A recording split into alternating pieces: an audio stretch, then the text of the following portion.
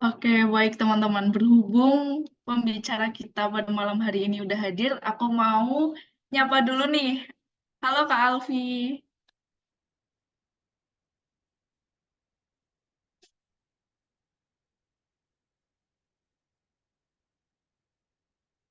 Oke, sambil persiapan ya.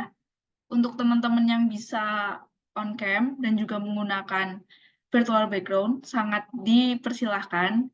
Tapi bagi teman-teman yang sekiranya terkendala sinyal ataupun device-nya tidak mendukung, tidak apa-apa. Teman-teman bisa untuk tetap berada di Zoom sampai nanti acara kita berakhir. Gitu ya. Acara akan segera kita mulai. Kita tunggu sebentar ya, teman-teman.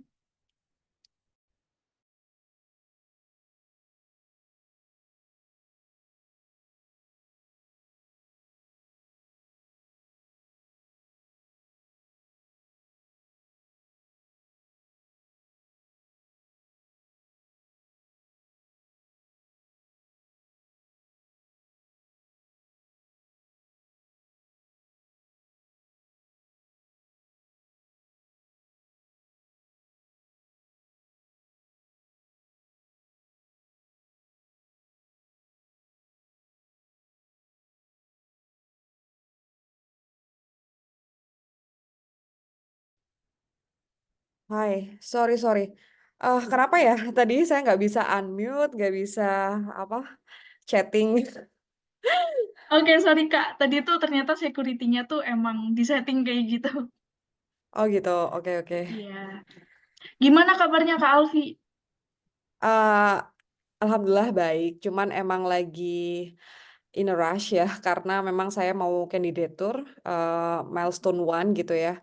Jadi di bulan depan, jadi saya masih persiapan, mempersiapkan dalam rangka mempersiapkan persiapan kandidatur bulan depan. Oke, Tapi luar biasa. semangat sih untuk ketemu teman-teman di sini, sharing-sharing pengalaman. Iya, bener banget. Oke, Kak Alfi. Langsung saja kita mulai ya. Untuk teman-teman, yuk bisa langsung on cam menggunakan virtual background. Sudah ada Kak Alfi nih. Masa mau kalah sih sama narasumber keren kita pada malam hari yang udah pakai virtual background nih. Yuk, baru sedikit nih yang on cam.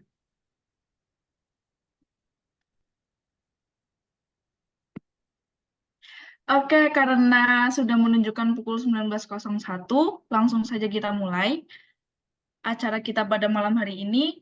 Sebelumnya, selamat malam teman-teman semuanya. Salam sejahtera bagi kita semua. Pertama-tama, mari kita bersyukur atas rahmat Tuhan Yang Maha Esa yang telah memungkinkan kita untuk hadir di acara webinar pada malam hari ini yang bertema Student Talk Strategi Persiapan Lolos Australia Award Scholarship. Sebelumnya, perkenalkan nama saya Lydia, selaku MC dalam acara pada malam hari ini. Mewakili teman-teman dari Studev mengucapkan terima kasih kepada founder Studev, pembicara kita pada malam hari ini, Kak Alfi Kusuma Wardani, dan juga atas kehadiran teman-teman semua di sini, dan kami sangat menghargai partisipasi teman-teman semuanya di dalam acara webinar pada malam hari ini. Oke, saya berharap semuanya dalam keadaan baik dan siap untuk menerima dan juga sharing session nih di malam hari ini bersama dengan Kak Alfi. Sebelum kita melanjutkan sesi pemaparan materi, saya akan membacakan susunan acara terlebih dahulu. Yang pertama ada perkenalan Studev, lalu yang kedua sharing session strategi persiapan lolos Australia Award Scholarship, lalu dilanjutkan dengan sesi tanya jawab, dan diakhiri dengan sesi penutup. Oke, langsung saja kita ke sesi yang pertama, yaitu perkenalan Studev. Bisa dibantu admin untuk share screen-nya?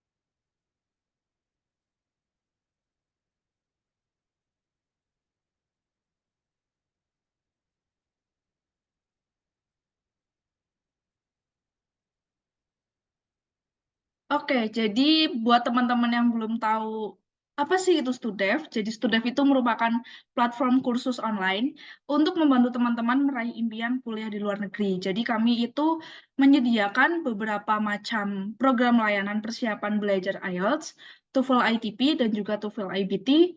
Lalu ada berbagai macam persiapan lainnya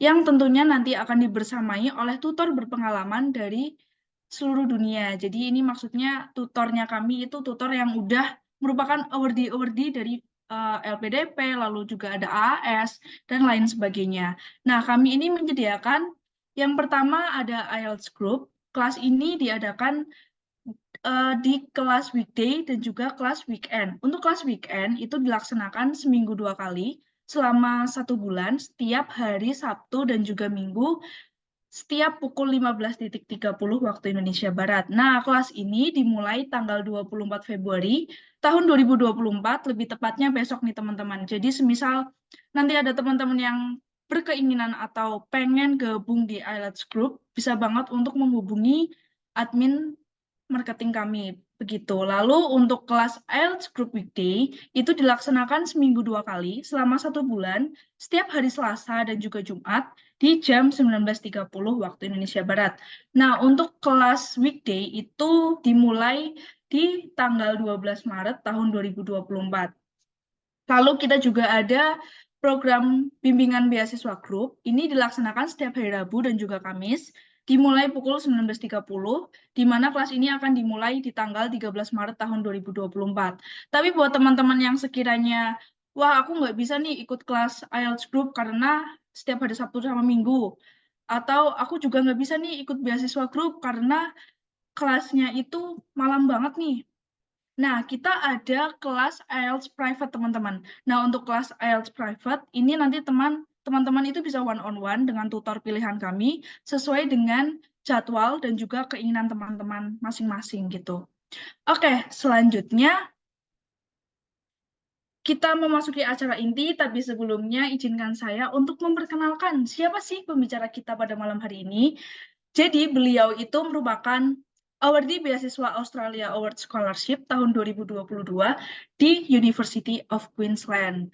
Nama Alfi Kusumawardani, pengalaman profesional yang pertama, beliau merupakan Lecturer of Pharmacology Medical Faculty Al-Azhar University of Mataram dan juga pernah mengajar sebagai dosen di Department of Pharmacy Faculty of Health Science Muhammadiyah University of Mataram. Lalu pendidikan meraih gelar Bachelor of Pharmacy di Universitas Jember, lalu meraih gelar profesi apoteker di Universitas Airlangga, lalu meraih gelar Master of Pharmacy di Universitas Indonesia, dan meraih gelar Doctor of Philosophy di University of Queensland.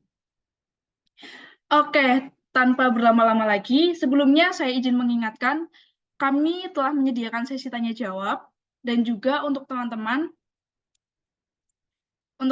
nanti jangan lupa untuk mengupload ya story, di mana teman-teman itu mengikuti program Student Talk ini. Jadi nanti jangan lupa untuk upload story di Instagram teman-teman dan juga mengontak Instagram studev.co.id untuk mendapatkan e-sertifikat. Oke, tanpa banyak kata, mari kita sambut Kak Alfi Kusumawardani selaku pembicara kita pada malam hari ini. Waktu dan tempat dipersilahkan, Kak. Oke, Assalamualaikum warahmatullahi wabarakatuh. Ini agak deg-degan saya ya, ternyata pesertanya banyak banget.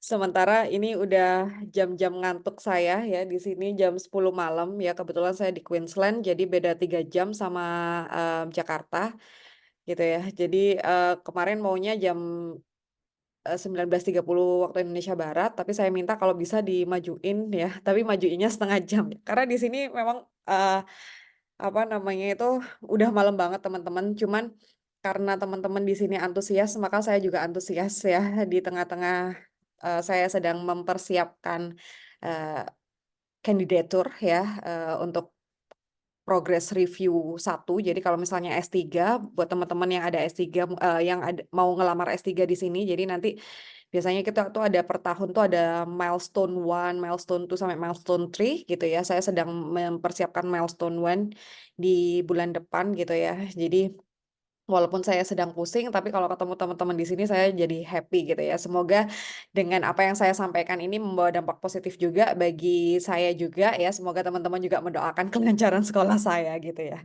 Oke, Em, saya mau sharing PPT ya. Sebentar.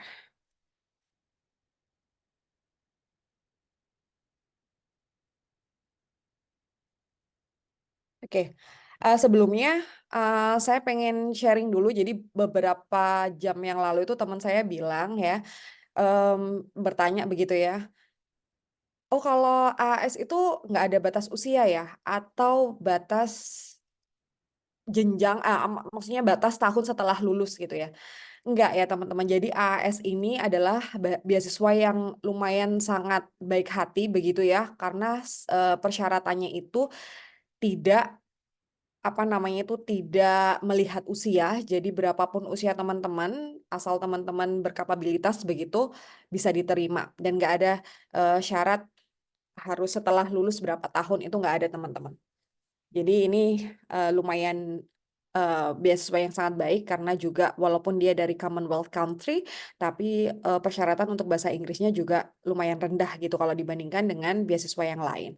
Oke, di sini yang akan saya sampaikan itu adalah bagaimana sih strateginya untuk lolos beasiswa Australia Award Scholarship.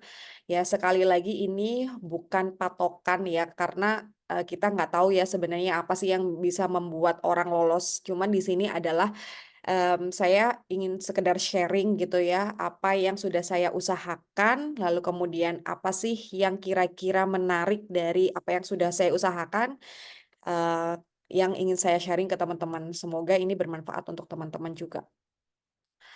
Nah, deadline pendaftarannya, ya ini yang harus teman-teman tahu semuanya ya, itu 1 Februari dibuka pendaftaran beasiswa Australia Award Scholarship sampai 30 April. Biasanya kadang ada sih mundur 1-2 hari ya, tapi usahakan untuk tidak mengulur-ngulur waktu pendaftaran karena biasanya di rush hour di waktu-waktu H-1, H-2 itu biasanya servernya agak gangguan ya. Jadi ini kesempatan mendaftarnya itu lumayan panjang ya, 3 bulan begitu kan. Kenapa lumayan panjang kalau dibandingkan misalnya beasiswa LPDP itu kan lumayan agak sempit ya, karena beasiswa ini tuh hanya sekali setahun ya, jadi tidak ada 2 tahap. Jadi, lumayan untuk mempersiapkan esai dan, dokumen-dokumen untuk mendaftar beasiswa ini. Nah ini di salah satu, alumni dari Australia Awards adalah kita tahu bahwasanya ada Najwa Shihab ya. Jadi teman-teman kalau ingin menjadi Mbak Najwa, usahakan bisa lolos Australia Awards, begitu ya. Oke, yang akan saya sampaikan hari ini itu adalah, journey saya untuk mencari beasiswa ya. Kita tahu bahwasanya beasiswa itu terbuka untuk siapa saja, tapi at the end nggak semua orang dapat memperoleh beasiswa itu ya. Yang harus kita miliki adalah, persistensi ya. Jadi tidak mudah menyerah sampai kita bisa berangkat kuliah di luar negeri begitu. Kemudian yang kedua adalah mengenali AAS itu sendiri ya, apa sih beasiswa Australia Awards. Kadang juga teman-teman yang datang ke sini juga masih belum paham mendetail gitu ya tentang beasiswa ini. Kemudian proses pendaftaran beasiswa Australia Awards itu seperti apa ya, kemudian tips lolos beasiswa Eee, yang saya istilahnya yang saya alami gitu ya, dari pengalaman saya begitu. Nah ini adalah journey saya ya, dalam mencari beasiswa ya pastinya berawal dari mimpi begitu ya. Saya udah sekolah S1, S2 di Indonesia, saya ingin S3 saya itu di luar negeri gitu ya. Nah, kemudian saya memulainya dengan membuat folder ya, sesimpel itu karena saya yakin bahwa hal-hal yang besar itu mulainya dari hal-hal yang sederhana. Saya memulainya dengan membuat folder di laptop yang berisi tentang semua informasi-informasi terkait beasiswa dan universitas ya. Lalu kemudian pastinya bahasa Inggris ya teman-teman. Even sampai sekarang pun masih banyak yang bertanya ke saya, "Kak, apakah kuliahnya full bahasa Inggris?" Pastinya hal itu udah nggak usah ditanyakan lagi ya teman-teman, karena memang kita sekolah di Commonwealth country gitu ya, yang mana eee, bahasa utamanya adalah bahasa Inggris ya. Jadi memang semua adalah bahasa Inggris. Makanya di persyaratan pun harus ada bahasa Inggris gitu ya, atau English Proficiency. Lalu kemudian mentoring ya, mentoring ini adalah ada mentoring yang formal, ada mentoring yang non formal. Seperti yang sudah disampaikan Studef dari awal bahwasanya nanti ada mentoring-mentoring yang disediakan oleh Studef, teman-teman bisa ikuti ya dari mulai bahasa Inggris, lalu kemudian saya dulu juga ikut membuat research proposal itu bagaimana, lalu kemudian membuat CV yang bagus itu bagaimana ya, karena kita itu kan nggak tahu ya teman-teman informasi bagaimana sih CV yang bagus itu, apakah CV yang saya buat ini bagus atau enggak, atau sesuai dengan apa yang diminta oleh universitas-universitas di luar negeri. Pastinya itu kan kita butuh belajar ya teman-teman dari yang sudah berpengalaman. Jadi mentoring itu bagi saya itu sangat berpengaruh. Jangan sampai kita kemudian sebenarnya kita bisa sih ya untuk mencari informasi misalnya, "Ah, saya nggak mau ngeluarin duit ah untuk, ikut mentoring," begitu ya. Ya nggak apa-apa, asal teman-teman punya waktu yang luang, waktu yang banyak dan tenaga gitu ya, untuk mencari segala informasi dan merangkumnya dalam, menjadi sebuah tips and trick, bagaimana, how to pursue our, study overseas begitu ya. Lalu kemudian kalau misalnya untuk master by research atau PhD, kita butuh yang namanya supervisor ya. Kita yang PhD ini atau master by research itu tidak tergantung hanya pada the university, tapi pada ada tidaknya supervisor yang akan membimbing kita di universitas tersebut.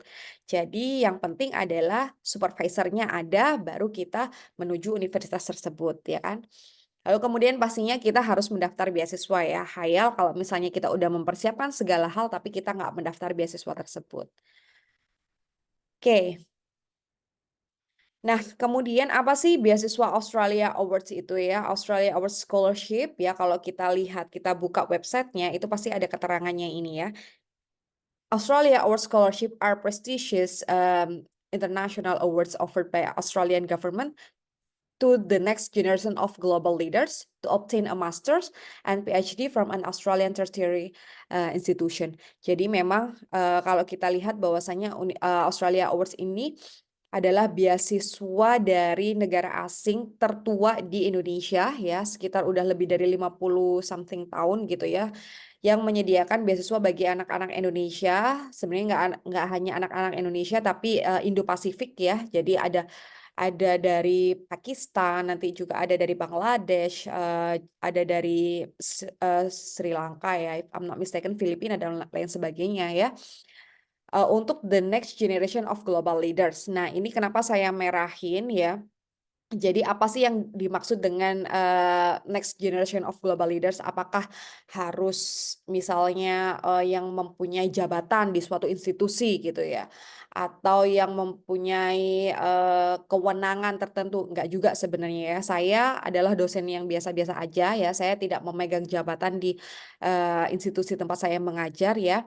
Tapi di sini yang saya tekankan adalah saya mempunyai jiwa-jiwa leadership ya, di mana jiwa-jiwa leadership ini dibuktikan dengan kontribusi nyata untuk, istilahnya memajukan Indonesia begitu ya.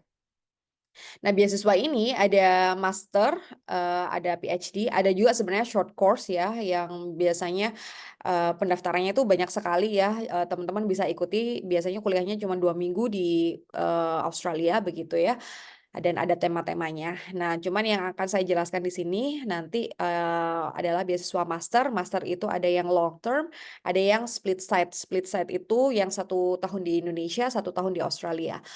Kemudian yang PhD pasti meng-cover sampai 4 tahun begitu ya. Kemudian beasiswa ini itu bentuk dari kerjasama pemerintah Australia dengan Indonesia ya. Jadi memang salah satunya adalah memberikan beasiswa untuk pemuda-pemuda Indonesia sekolah di Australia, tapi kemudian harus balik ke Indonesia gitu ya. Oke.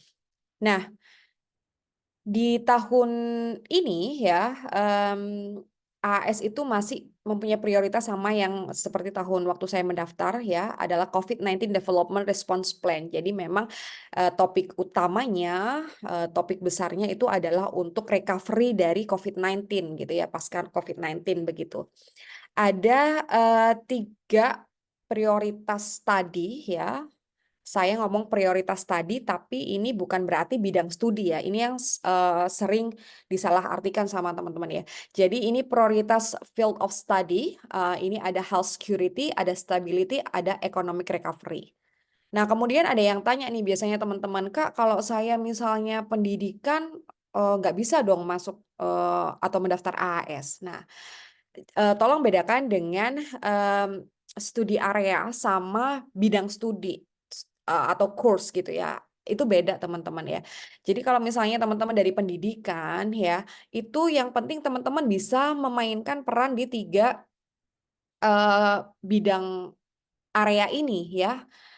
Misalnya saya punya teman yang komunikasi gitu ya, dia masuk ke health security. Loh kok bisa kok orang komunikasi tapi masuk ke health security? Karena dia di situ membahas tentang komunikasi stunting begitu ya. Bagaimana dia mengkomunikasikan stunting itu karena dia dari Indonesia Timur ya di daerahnya begitu. Nah, itu bisa dibikin cerita seperti itu di esai kita. Kemudian saya juga punya teman musik gitu ya, orang musik gitu ya. Loh kok bisa orang musik kok mengambil, kalau dilihat di sini kan nggak ada ya musik masuk ke 3 prioritas ini. Nah, itu dia mengangkat tentang women and gender studies. Kenapa musik itu perlu dimiliki oleh seorang perempuan begitu ya. Nah, itu hal-hal yang seperti itu yang harus teman-teman mainkan gitu ya perannya di dalam suatu esai di form pendaftaran AAS tersebut begitu. Nah, kemudian benefitnya apa aja sih yang diterima si award di AAS itu ya, dari Australia Awards Scholarship ini. Jadi kalau bisa saya garis bawahi, sorry ya, udah ngantuk ya, maaf teman-teman ya.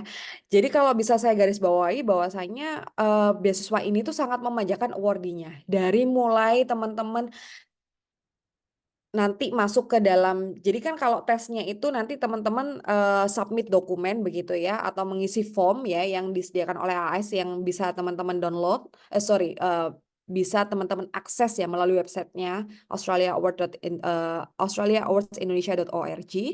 Lalu kemudian nanti ketika teman-teman lolos interview, nah nanti teman-teman akan diberangkatkan either ke Jakarta atau ke Bali begitu ya. Untuk Bali untuk kawasan Indonesia Timur, Jakarta untuk Indonesia Tengah dan Barat gitu ya.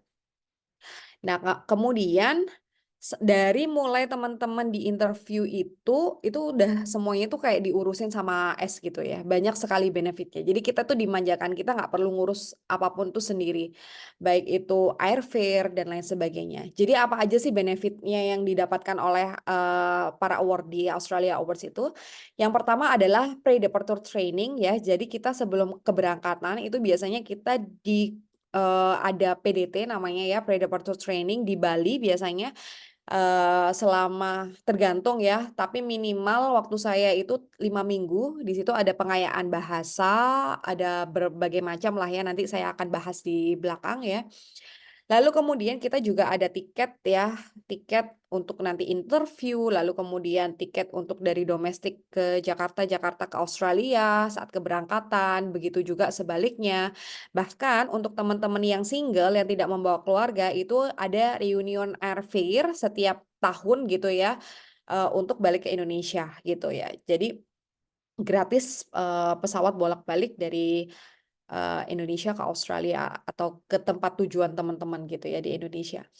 Lalu kemudian ketika kita pre-departure training kita juga dapat gaji gitu ya, stipend Lalu kemudian pengurusan visa, OSHC ya, Overseas Student Health Cover itu semua ditanggung AAS apa namanya itu diuruskan sama AAS ya. Lalu kemudian kita dapat contribution of living expenses ya. Jadi ketika kita datang sampai di Australia kita langsung dikasih cek berisi $5.000 gitu ya atau sekitar 50 juta untuk mempersiapkan hidup. Ini di luar stipend di bulan itu. Jadi nanti kita dapat lagi stipend. Jadi ketika kita datang di Australia pertama kali itu kayak kita berasa jadi orang kaya karena seketika itu dapat uang puluhan juta begitu ya.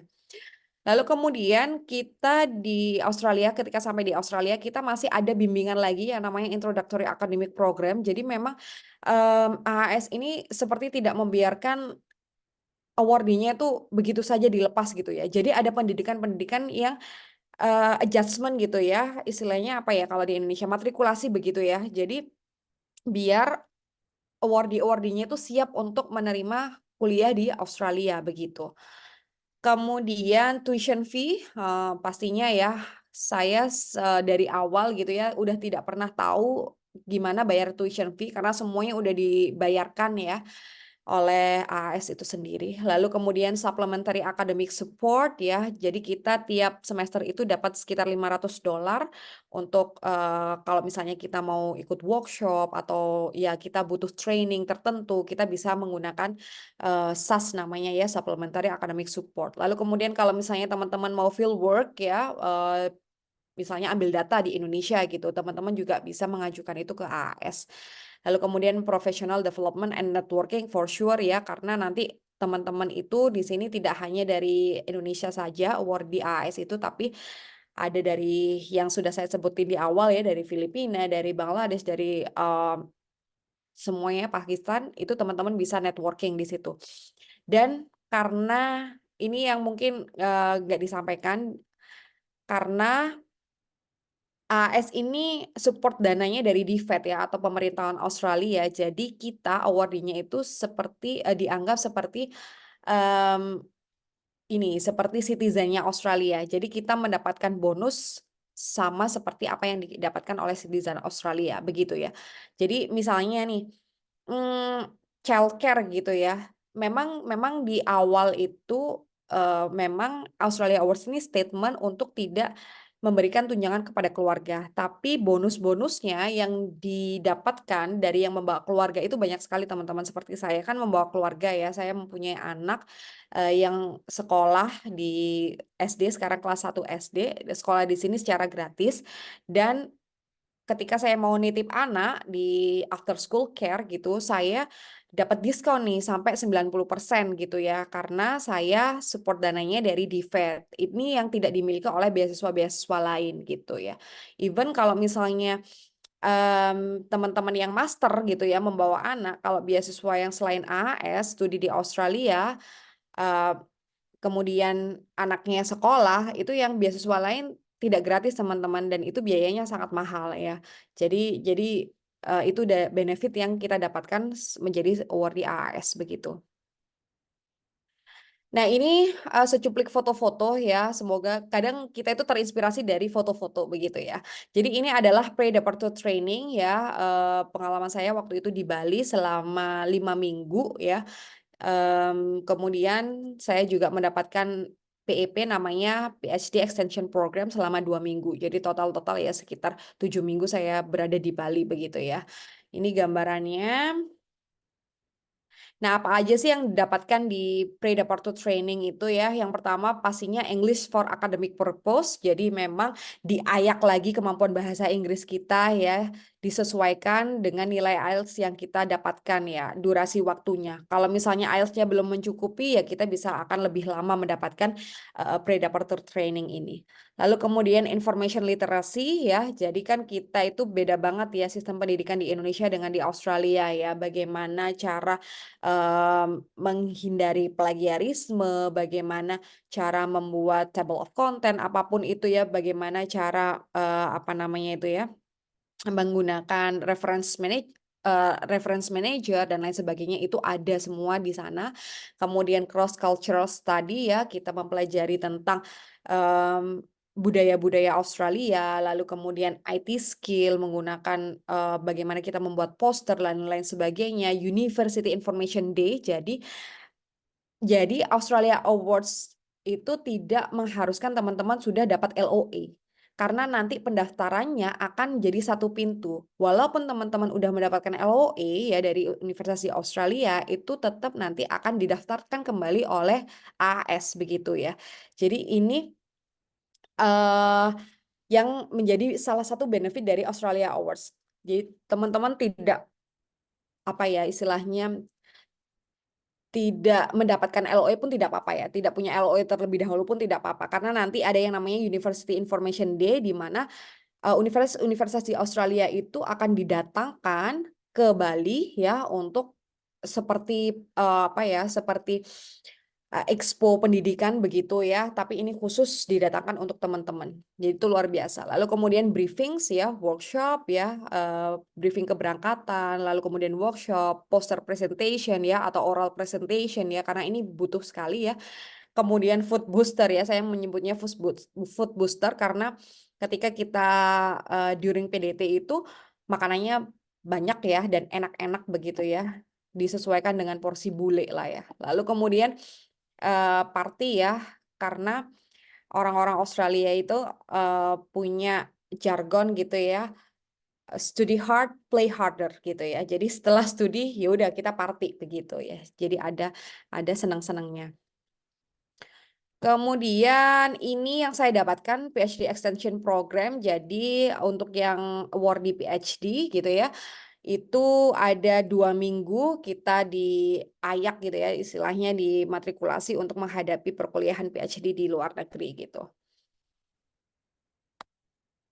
Nah, ini adalah foto-foto kegiatan IAP ya. Ketika kita sampai di Australia, kita masih ada 1 bulan gitu mengikuti IAP, Introductory Academic Program ya. Di situ ada academic rating, disesuaikan dengan universitas masing-masing ya.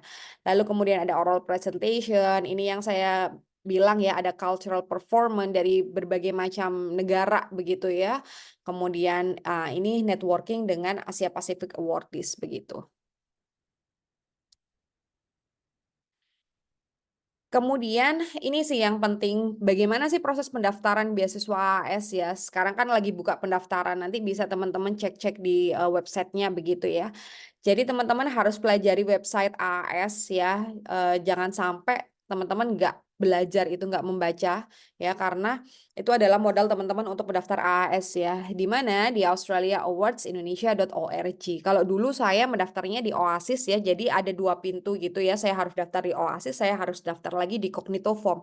Tapi kalau sekarang udah 1 pintu melalui website australiaawards.org. Nanti ini linknya saya taruh di sini, teman-teman bisa tinggal ngeklik aja, dan di situ ada contoh formnya. Kalau misalnya teman-teman takut ngisi dulu di websitenya, teman-teman bisa download formnya ya.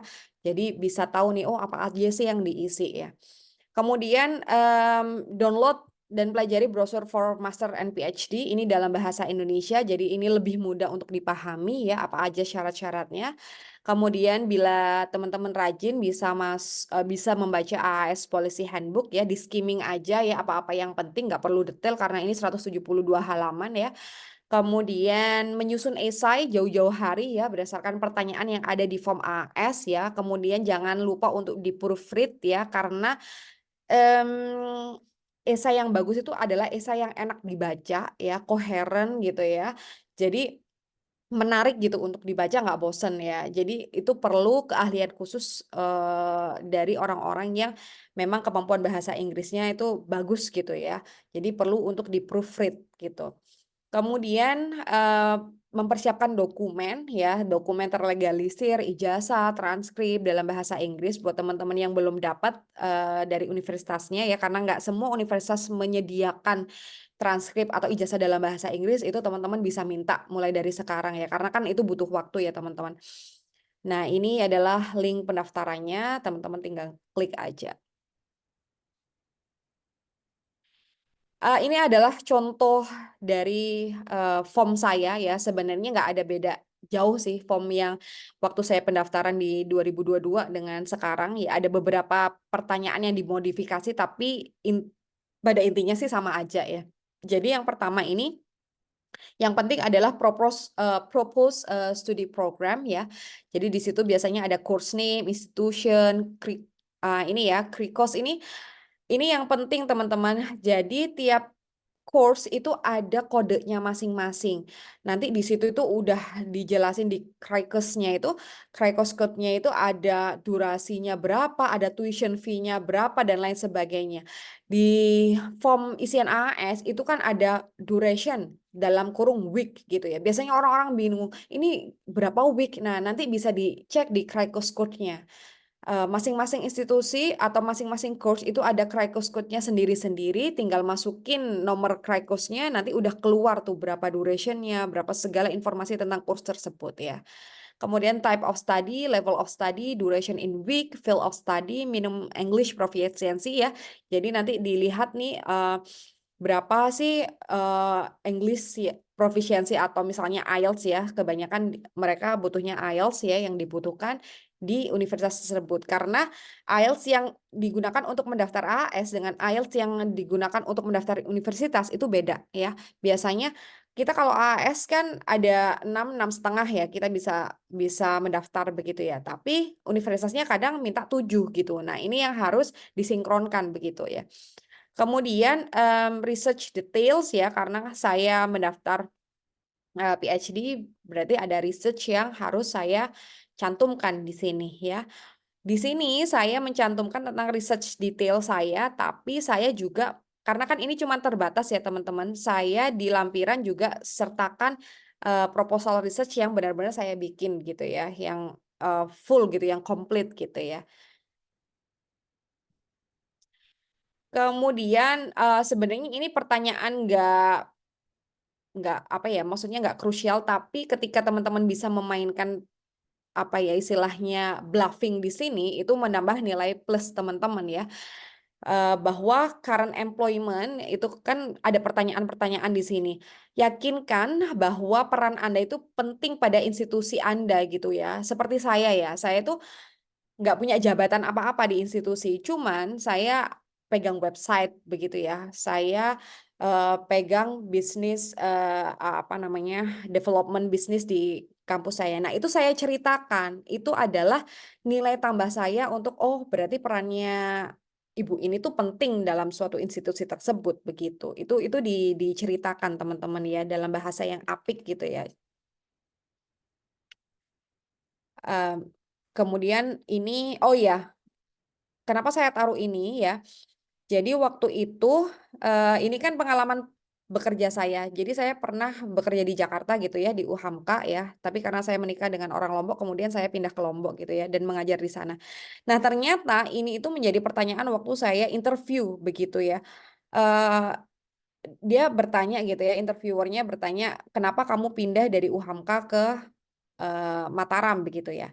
Mungkin ada concern khusus gitu ya, biasanya kan ada, cerita-cerita kepindahan yang tidak bagus ya. Ketika memang begitu alasannya, itu bisa teman-teman ceritakan, oh mungkin ada hal-hal yang krusial atau yang intinya jangan cerita yang jelek-jeleknya dari institusi sebelumnya begitu ya. Kalau saya kan karena udah jelas ya ada family matter gitu ya, di mana saya harus, mengikuti suami gitu ya. Jadi itu yang harus diwaspadai. Nah, ini mengenali pertanyaan dalam esai Australia Award. Jadi pertanyaannya itu sebenarnya singkat ya, dan isiannya itu juga karakternya dibatasi sekitar 2000-an karakter gitu ya. Jadi padat, jelas, tapi semuanya itu kalau bisa tertuang gitu ya. Jangan terlalu panjang tapi nggak ada isinya gitu ya teman-teman. Nah, itu yang harus punya keahlian. Makanya harus di-proofread, lalu kemudian direvisi lagi, proofread lagi, ya itu yang memakan waktu ya. Yang pertama adalah why did you choose your proposed course and institution ya? Kenapa sih teman-teman itu memilih course tersebut ya dan institusi tersebut itu kenapa ya? Karena ini penting banget ya, pengetahuan teman-teman tentang institusi tersebut itu juga penting ya. Jangan asal milih misalnya, oh saya mau University of Sydney, kenapa? Karena dia rankingnya bagus, nggak seperti itu. Tapi sesuaikan dengan course yang akan teman-teman ambil. Oh, bahwasanya di University of Sydney itu ada misalnya cyber security-nya bagus banget karena bla bla bla gitu ya. Kemudian, what impact do you believe this study will have on your career, life, and community ya. Jadi sesuaikan dengan karir teman-teman yang yang sedang dijalani atau akan dijalani. Kalaupun misalnya fresh graduate gitu, saya kan belum punya karir sekarang ini, ya nggak apa-apa, tetap aja daftar, tapi kira-kira next karirnya itu apa gitu. Nah, itu sesuaikan dengan bidang yang ingin teman-teman ambil gitu ya, bidang studi yang teman-teman ambil. Kemudian, how have you contributed to solving challenge and implementing a change or reform in the context of one of the AI priority development areas ya. Ini seperti yang saya terangkan tadi bahwa Australia Awards itu mempunyai prioritas study gitu ya, priority field area gitu ya. 3 area tersebut. Nah, nanti teman-teman harus bisa memainkan peran tuh di situ ya. Lalu kemudian, please provide 3 practical and realistic example of how you intend to use the knowledge, skill, connection you will gain from scholarship on your return to Indonesia. Possible task can be personal and professional. Oke, kita langsung ke contoh aja ya. Ini contoh waktu saya mendaftar. Wah, ini saya lengkap sekali nih. Harusnya ini ada sesi khusus ini membahas esai ya. Tapi nggak apa-apa, ini buat teman-teman berapa ini jumlahnya banyak sekali ya. Semoga ini impact-nya luar biasa. Teman-teman yang di sini ada yang bisa lolos tahun ini ya untuk berangkat tahun depan. Nah, ini adalah pertanyaan why did you choose your purpose course and institution ya. Nah, saya itu suka memulainya dengan problem gitu ya. Jadi kenapa saya beri merah ini ya. Karena waktu saya daftar itu kan lagi booming-boomingnya COVID-19 ya. Semua orang pada fokusnya COVID-19 gitu ya. Even AS pun COVID-19 hingga sekarang pun COVID-19. Berarti saya COVID itu kan virus ya. Jadi saya garis bawah itu virusnya itu harus nampak di luar. Jadi orang membaca itu langsung ini berarti dia fokus ke virus gitu ya. Jadi saya memulainya dengan problem yang ada di masyarakat, lalu kemudian solutionnya itu apa. Nah, karena saya orang farmasi ya, saya kan pencarian obat ya, maka kemarin tuh kan lagi booming-boomingnya cari vaksin dan lain sebagainya ya. Sebenarnya saya nggak membahas COVID-nya sih, saya membahas HIV ya, karena saya udah terlanjur fokus di HIV ya, tiba-tiba ada COVID gitu.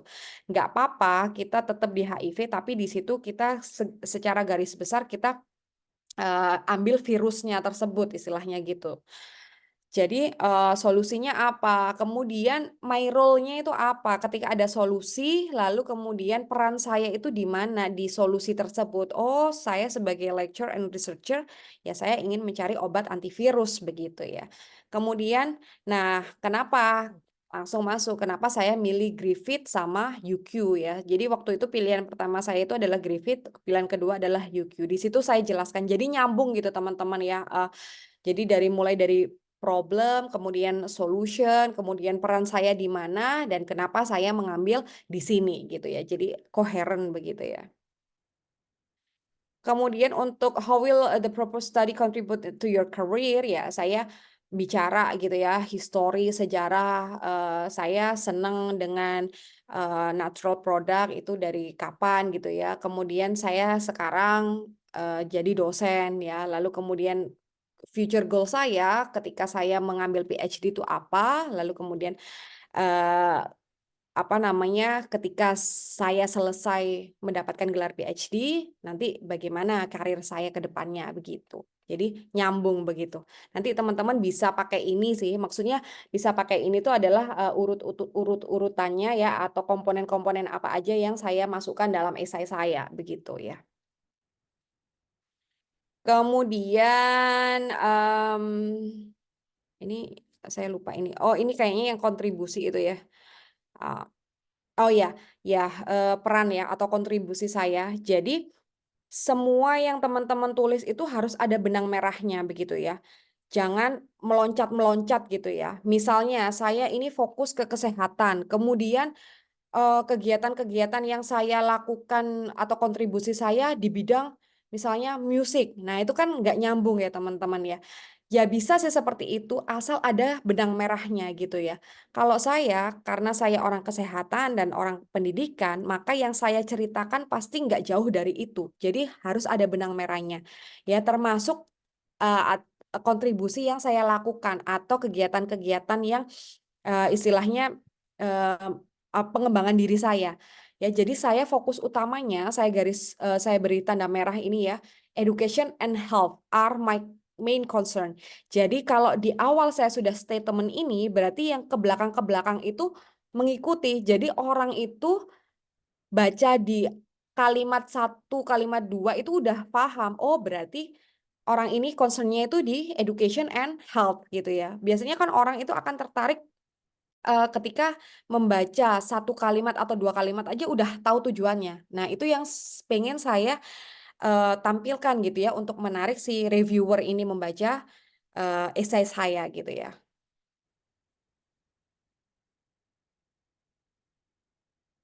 Nah, kemudian ini yang pertanyaan terakhir itu ya, memberikan contoh-contoh ya.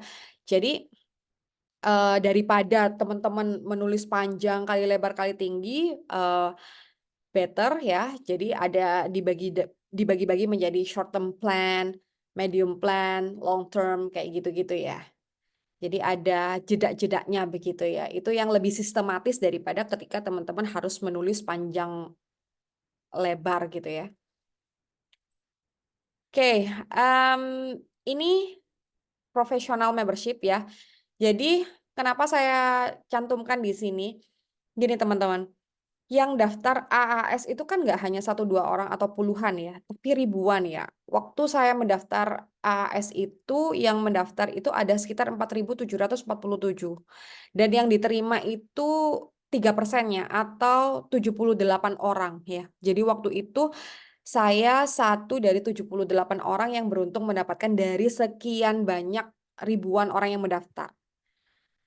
Sebenarnya apakah semua orang yang mendaftar itu tidak pinter? Enggak kan? Pasti semua pinter ya. Semua pasti istilahnya masuk dalam kriteria yang AAS punya gitu. Tapi apa yang membedakan antara satu orang pinter dengan orang pinter yang lain begitu ya? Itu kontribusi ya. Jadi seberapa berharganya sih teman-teman ini mendapatkan beasiswa ini? Kalau misalnya teman-teman punya IPK bagus, kemudian apa namanya lulusnya cepat, tapi teman-teman nggak bisa berkontribusi, ya AHS nggak akan invest ke teman-teman karena impact-nya itu nggak akan bisa keluar gitu ya. Istilahnya kan orang memberi beasiswa itu kan sama halnya dengan orang berinvestasi ya. Nah, orang berinvestasi itu kan harusnya mendapatkan feedbacknya itu yang luas begitu ya. Ketika orang berinvestasi hanya untuk orang-orang yang mementingkan dirinya sendiri, maka ya investasinya kan istilahnya apa ya, bukan dikatakan gagal ya, ya percuma gitu ya, nggak punya impact yang luar biasa gitu ya. Tapi ketika dia berinvestasi pada orang-orang yang banyak kontribusinya ya, itu kan maka dia akan memberikan impact yang luar biasa bagi masyarakat yang lebih luas begitu ya. Jadi melalui kegiatan-kegiatan yang istilahnya ya entah itu organisasi, volunteer dan lain sebagainya yang mempunyai impact atau apa namanya membuat teman-teman itu mempunyai value, itu akan menarik perhatian pemberi beasiswa untuk memberikan beasiswanya kepada teman-teman begitu. Nah, ini adalah dokumen-dokumen ya yang teman-teman harus persiapkan. Pastinya dokumen yang wajib dan tidak wajib sebenarnya ya. Yang wajib pastinya ijazah, transkrip dalam bahasa Inggris, lalu kemudian kemampuan bahasa Inggris, CV ya. CV itu sebenarnya nggak ada form khusus ya, cuman ini saya ada form dari AAS Laos ya. Jadi saya download aja mengikuti form ini. Nah, kemudian referee report ya. Jadi kalau dulu itu master by coursework itu nggak pakai referee report, tapi kalau sekarang pakai ya satu referee report. Kalau untuk master by research dan PhD itu dua referee report atau dua pemberi apa rekomendasi.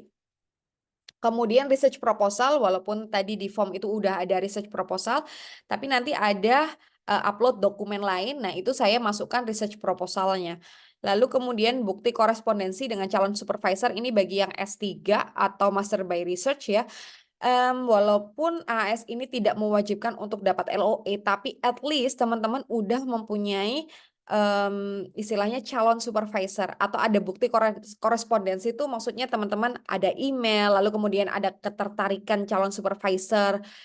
Lebih bagus lagi kalau ada letter of support dari si apa namanya calon supervisor. Nah, itu akan menambah nilai positif gitu ya. Lalu kemudian list publikasi bagi pelamar S3 dan Master by Research ya, karena itu menambah nilai plus ya, walaupun tidak diwajibkan ya. Saya upload aja karena semakin lengkap dokumen itu maka kita dianggap udah semakin siap untuk mendapatkan beasiswa gitu kan. Ya, jadi semakin lengkap dokumen maka semakin besar kesempatan kita untuk diterima begitu. Nah, ini adalah tips dari saya untuk meraih beasiswa AAS ya.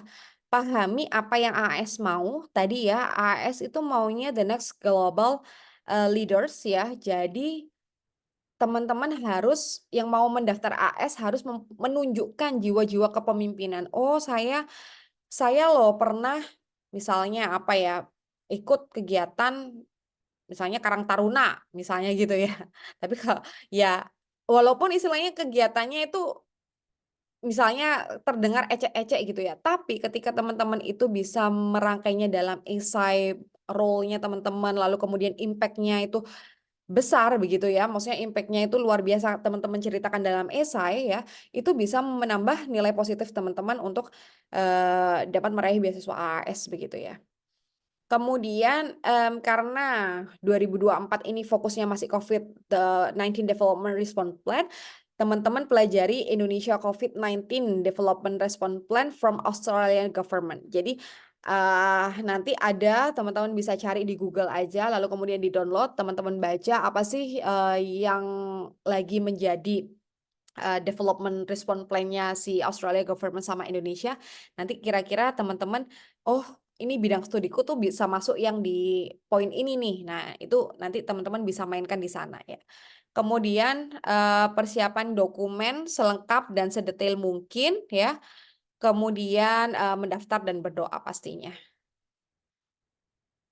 Ini yang perlu diingat ya, cek berkali-kali aplikasi pendaftaran sebisa mungkin tidak ada typo ya, dibaca berulang-ulang ya, lalu kemudian bisa melakukan pengisian secara bersama-sama hanya untuk memastikan tidak ada yang terlewat. Misalnya kalau teman-teman punya teman yang mau daftar AS, nggak apa-apa, isi aja bersama. Kadang ada apa ya, informasi-informasi tambahan yang miss dari teman-teman. Nah, itu kan bisa saling sharing informasi ya. Bukan berarti kemudian sama gitu jawabannya, kan enggak juga ya.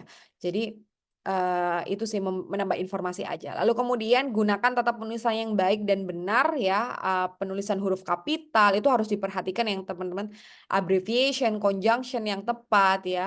Karena tulisan yang bagus itu adalah tulisan yang benar gitu ya.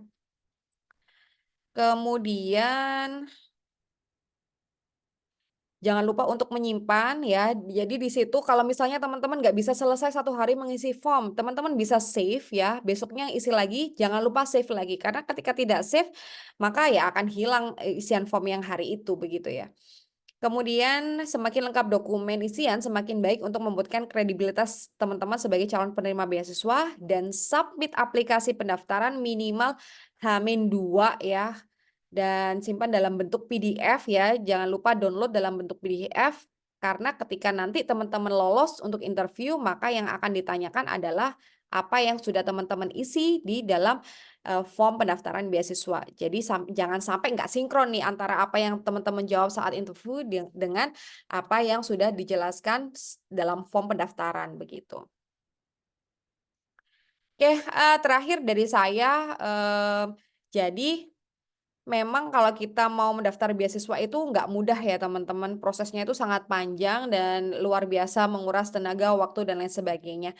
Tapi tidak ada satu langkah pun dari proses pencarian beasiswa itu yang tidak mengembangkan diri teman-teman ya. Jadi preparing to get scholarship can be challenging, but the process of equipping ourselves to secure the scholarship represent a period of personal improvement. Ya, we are gearing up for global exposure, and ultimately this will elevate us to a level up. Jadi jalani aja prosesnya ya, tahu-tahu kita akan naik kelas begitu ya. Oke, itu aja dari saya. Terima kasih. Nanti kita sambung di Q&A. Assalamualaikum warahmatullahi wabarakatuh. Oke, baik. Terima kasih banyak atas pemaparan materinya, Kak Alfi. Oke, langsung saja kita ke Q&A sharing session, teman-teman. Dengan peraturan yang pertama, peserta dipersilahkan mengajukan pertanyaan dengan menggunakan fitur raise hand dan mengetik di room chat Zoom. Lalu peserta yang mengangkat tangan akan lebih diprioritaskan. Peserta yang mengangkat tangan akan ditunjuk satu persatu, lalu dipersilahkan on mic menyampaikan pertanyaannya. Lalu sesi Q&A dilaksanakan selama 30 menit. Oke Kak Alfi, ini udah banyak banget nih teman-teman yang raise hand dan juga bertanya di room chat Zoom. Langsung aja ke penanya pertama ada Kak M. Irfan Kemal. Dipersilahkan Kak. Oke, sebelumnya terima kasih Kak Alfi. Nama saya Kemal, saya kebetulan mau daftar kayak Kak Alfi nih, yang S3. Nah, saya pengen make sure nih Kak Alfi, untuk yang letter of apa, yang dari supervisor nih, itu langkah-langkahnya gimana sih Kak Alfi? Maksudnya, apakah kita email dia, apakah kita sampai apa itu bisa kita attach ke websitenya? Yang kedua itu recommendation letter tuh benar-benar harus dua ya Kak? Sekian, makasih Kak. Oke, saya langsung jawab ya. Jadi memang prosesnya adalah kita kan pasti apa namanya kita meng-email calon supervisor kita gitu ya. Kita kan intinya kalau S3 itu kehidupan kita bukan ditentukan oleh universitas kita, tapi kehidupan kita adalah ditentukan oleh supervisor kita. Ada atau tidaknya supervisor yang akan membimbing kita yang sebidang dengan kita. Karena kan kalau PhD itu kan research kan ya. Jadi kalau misalnya universitasnya besar tapi nggak ada calon supervisor yang membimbing kita atau yang sejalan dengan research kita, ya percuma aja gitu ya kita menuju universitas tersebut. Jadi poin utamanya adalah mencari supervisornya ya yang akan membimbing. Kita biasanya email gitu ya ke supervisor tersebut ya. Itu memang susah ya, susah. Saya aja kayak setahunan mencari supervisor gitu ya.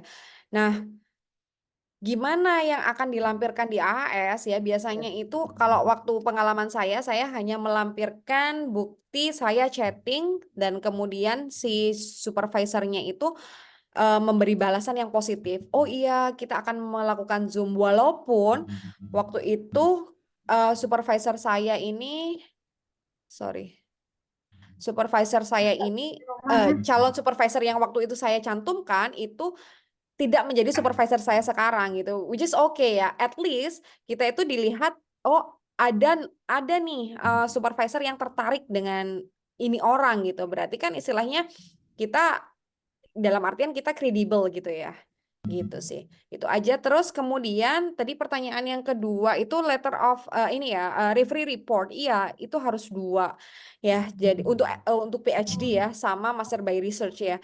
Yang pertama itu dari mantan pembimbing waktu S2 gitu ya, karena itu kan yang tahu pengalaman riset kita ya, pengalaman kita melakukan riset ya. Lalu kemudian yang kedua kalau teman-teman yang udah kerja itu atasannya gitu. Karena di situ kan bagaimana kinerja teman-teman itu dipertanyakan gitu ya. Gitu sih. Terima kasih Kak.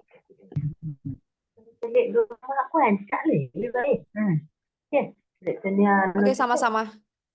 Oke, selanjutnya ada dari Kak Muhammad Rosyadi nih Kak. Silahkan Kak. Kak, sebelumnya mohon maaf nggak on cam. Eh, pengen nanya Kak, tips menentukan kampus yang cocok dengan kita tuh gimana ya Kak? Misalkan saya kan mechanical engineer, nah nyari kampus yang cocok tuh seperti apa? Kemudian kalau untuk recommendation letter ada contohnya nggak ya Kak? Terima kasih.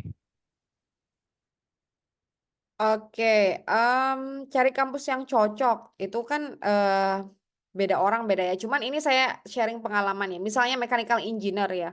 Cari aja mechanical engineer in Australia gitu ya.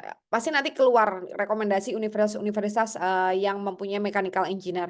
Nah, nanti teman-teman harus search di websitenya masing-masing. Ini kalau misalnya mechanical engineer misalnya di USIT itu apa aja, course-nya apa aja. Kira-kira di course itu ada nggak yang istilahnya karena kan Maaf, mechanical engineer itu banyak spesifikasinya gitu ya. Nah, nanti kira-kira oh ini aku masuk nih yang di course ini nih. Oh berarti aku ambil yang di USIT instead of yang lain gitu ya. Untuk teman-teman misalnya cyber security, misalnya gitu ya. Kira-kira cyber security yang bagus itu di mana-mana aja, itu cari aja di Google misalnya cyber security in Australia gitu ya. Nanti pasti keluar ya rekomendasi universitas-universitas yang mempunyai cyber security. Nanti teman-teman telusuri lebih lanjut ke website universitasnya gitu ya. Apa aja course-course yang dia tampilkan begitu ya. Biasanya juga ada ranking-rankingnya gitu kan. Misalnya, oh cyber security paling bagus kalau ambil di UQ misalnya seperti itu karena rankingnya karena kan tiap course itu tiap fakulti atau tiap course itu kan biasanya ada rankingnya begitu kan. Jadi itu lalu kemudian untuk referee report tadi itu ada formnya teman-teman. Nanti itu teman-teman bisa download ya form untuk referee reportnya itu seperti apa. Ya, jadi isiannya apa aja. Nanti kalau contohnya gimana? Contohnya bisa cari aja sih di Google banyak. Gitu ya. Oke, terima kasih Kak. Sama-sama. Oke, baik. Selanjutnya ada dari Kak Rina nih, Kak. Dipersilahkan, Kak. Ya, baik. Terima kasih atas waktunya. Terima kasih Kak Alfi atas presentasinya sangat lengkap dan memberi kami banyak informasi juga. Oke, jadi pertanyaan saya tertarik karena Kak Alfi itu studi di sana sambil membawa keluarga ya Kak. Jadi suami dan satu anak gitu ya. Nah, mungkin bisa diceritakan lebih banyak Kak tentang gimana proses dan juga dinamika membawa keluarga, terus misalnya apa dana dari beasiswa itu cukup nggak sih kalau kita bawa keluarga, terus nanti kita kan sebagai penerima beasiswa sudah dapat diurusin airfare-nya gitu ya. Tapi bagaimana dengan keluarga yang kita ajak? Nah, gitu-gitu mungkin bisa diceritakan ya Kak. Terima kasih. Oke, ini sharing pengalaman singkat aja ya. Jadi memang AS ini kan statement dari awal udah tidak memberikan tunjangan ya untuk keluarga. Tapi alhamdulillahnya semua untuk pengurusan visa dibantu. Tapi memang hanya pengurusan visa aja yang dibantu. Kalau airfare ya kita sendiri gitu kan. Lalu kemudian OSHC, Overseas Health Cover itu juga kita sendiri yang bayar. Jadi kalau saya untuk multiple family, untuk PhD itu kan langsung di cover ya. Istilahnya OSHC itu kayak BPJS-nya Indonesia gitu ya untuk hidup di sini. Karena kan istilahnya Australia kan nggak mau tanggung resiko ya kalau misalnya ada orang yang tinggal di sini tapi nggak punya apa namanya health cover gitu kan. Jadi memang untuk hidup di sini harus untuk visa dependent di sini itu harus mempunyai OSHC. Itu yang kita bayar sendiri. Itu lumayan sih untuk 4 tahun hidup di sini itu sekitar 12.000 something gitu ya atau ya 130-130-an juta gitu. Itu yang harus kita persiapkan. Nah, apakah cukup? Bisa cukup cukup aja ya teman-teman karena pertama nanti kan pasangan kita bisa kerja ya di sini. Terus anak kita bisa sekolah gratis gitu ya. Kita kan juga bisa kerja gitu ya. Tapi kalau misalnya saya nggak kerja ya karena saya wet lab gitu ya. Saya ke lab terus ya. Tapi kan ketika suami kita bisa kerja gitu ya, kita dapat beasiswa, ada double income gitu kan. Itu bisa-bisa aja dan nanti istilahnya 120 juta yang kita keluarkan untuk bayar OSHC itu bisa balik modal kok dengan suami kita kerja, terus habis gitu anak kita sekolah internasional gratis gitu ya. Itu kan kalau misalnya kita nyekolahin anak di international school di Indonesia pun juga segitu juga. Nah, ini apalagi cuma 4 tahun gitu dan gratis gitu kan. Itu kan luar biasa sih. Jadi cukup-cukup aja untuk hidup di sini, insya Allah. Malah bisa nabung. Ya, terima kasih Kak. Oke, baik. Selanjutnya ada Kak Rizal nih, Kak. Dipersilahkan, Kak. Ya. Terima kasih waktunya. Selamat malam, eh, Bu Alfi. Terima kasih atas presentasinya. Sebenarnya ada banyak pertanyaan, tapi sudah terwakili tadi oleh beberapa pertanyaan yang sebelumnya. Yang pertama gini, mengenai review report itu kan tadi ada 2 ya, memang wajib 2. Untuk pendaftar Master by Research sama PhD. Kalau untuk coursework Ya. by coursework cuma 1. Nah, kebetulan ini saya juga berminatnya itu untuk mengambil program PhD. Mm-mm. Nah, eh, yang pertama saya ingin menanyakan bagaimana untuk proses meminta rekomendasi dari pembimbing kita yang S2 sebelumnya, karena kebetulan yang di kasus saya sendiri itu untuk pembimbing saya itu kan beliau dengan kesibukan yang luar biasa, saya belum yakin apakah beliau nanti bisa memberikan referensi. Nah, apakah itu misalkan kita bisa menulis tentang referensi itu, terus nanti beliau tinggal tanda tangan, atau bagaimana, atau harus dari awal tuh beliau yang menulis, itu yang referensi dari pembimbing kita. Kalau yang kedua itu kan referensi dari atasan atau dari kolega kan bisa berarti ya, Iya. untuk yang referensi. Nah, kalau yang seperti itu berarti apakah juga bisa kita menulis sesuai dengan yang kita inginkan, kemudian kita tunjukkan ke beliau, terus beliau nanti kalau setuju tinggal tanda tangan atau bagaimana. Nah, itu nanti tolong diceritakan. Terus yang kedua, kalau misalkan kita membuat proposal riset, terus kemudian kita daftarkan untuk mendaftarkan beasiswa, terus satu saat nanti ketika kita sudah mulai kuliah, ternyata proposal kita yang dulu kita daftarkan itu ternyata mengalami perubahan. Nah, itu apakah memang bisa berubah atau harus tetap sesuai dengan yang kita daftarkan? Dan kira-kira boleh nggak ya kalau misalkan minta contoh proposal yang dulu disubmit oleh Bu Alfi? Boleh atau tidak? Oke, Kan boleh. kalaupun Boleh, kalaupun Kak. saya Solusinya tahu, kan itu. ya Iya, kalau bisa malah lebih bagus karena nggak mungkin juga diplagiasi, kan iya. sudah ada Karena pun kalau ada diplagiasi kan yang rugi kan teman-teman ya, bukan saya ya. iya, Karena saya makanya sudah lolos gitu. paling tidak kan pengen tahu, oh ini berarti proposal yang lolos itu seperti ini, jadi Iya, nanti iya. biar tahu juga. Dan itu kan juga konsekuensinya juga nanti kalau kita minta minta supervisor dari kampus kan juga mesti melihat proposal kita seperti apa gitu. Iya. Terus selanjutnya ini tentang ini ya, informasi ini entah benar atau tidak, untuk AS itu apakah memang ada tes psikometrik ya? Nah, ini kalau memang ada, itu kapan pelaksanaannya? Apa setiap nanti kita administrasi itu baru tes, atau sebelum tes itu sebelum wawancara ada tes atau bagaimana? Apakah memang ada tes psikometrik itu? Ya, sementara itu dulu Kak. Mohon maaf ini jadi banyak tanya. Ya, Oke. terima kasih atas jawabannya. Iya. Hmm. Referee report ya. Ya, memang ini bagian ini jangan direkam ya, teman-teman. Jadi memang ya nggak apa-apa kalau direkam untuk ini ya, tapi jangan dipublish. Emang ini sih masih menjadi budaya di Indonesia bahwasanya kalau misalnya memberikan tergantung kesibukan dari si dosen pembimbing ya, karena mereka kan memang eh apa ya sangat sibuk luar biasa. Lalu kemudian dan ini kan Iya, kita minta juga cuma-cuma gitu ya, nggak ada iya, kewajiban iya. khusus untuk memberikan rekomendasi gitu kan. Apalagi rekomendasinya dalam bahasa Inggris gitu kan ya, memberikan Betul, betul, betul. rekomendasi dalam Indonesia aja takes time gitu ya, apalagi dalam bahasa Iya, Inggris iya. ya. Tapi Hmm. kan memang itu dibutuhkan gitu kan. Harusnya memang pemberi rekomendasi atau pembimbing kita itu suportif gitu kan.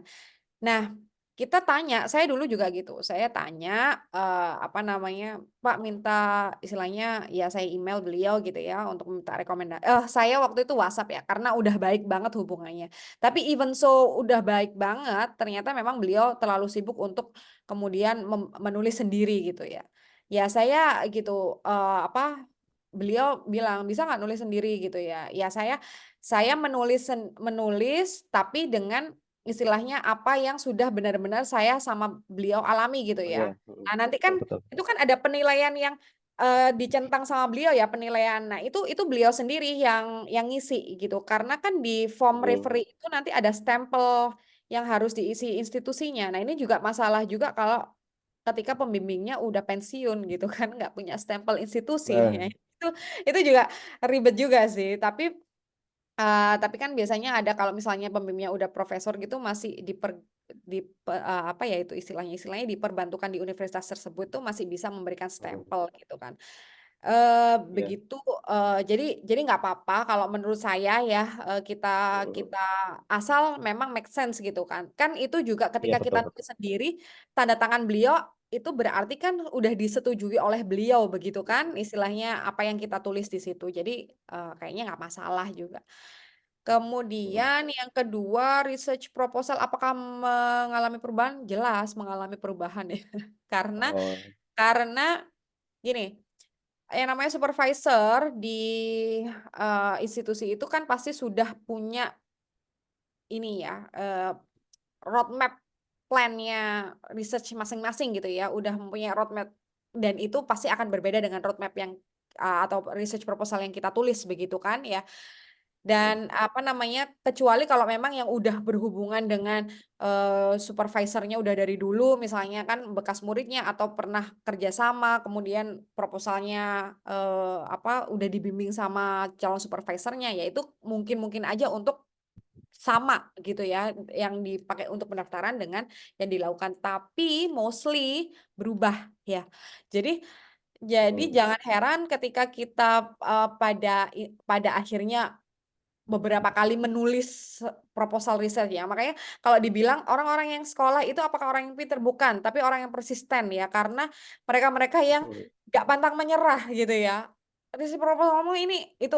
Saya aja dari HIV, kemudian TB, kemudian itu udah, ya udah aja kita lakuin aja gitu ya. Jadi pasti berubah. Nah kalau misalnya bagaimana kita bikin research proposal itu agar diterima? Jadi nanti AAS itu ada yang namanya program research proposal working workshop ya, yang diadakan biasanya pendaftarannya itu kalau nggak salah Maret sampai akhir Maret gitu ya, akhir Maret menuju April ya, itu teman-teman bisa ikutin untuk yang mau mendaftar S3 biar tahu gimana sih komponen research proposal yang ada di Australia itu.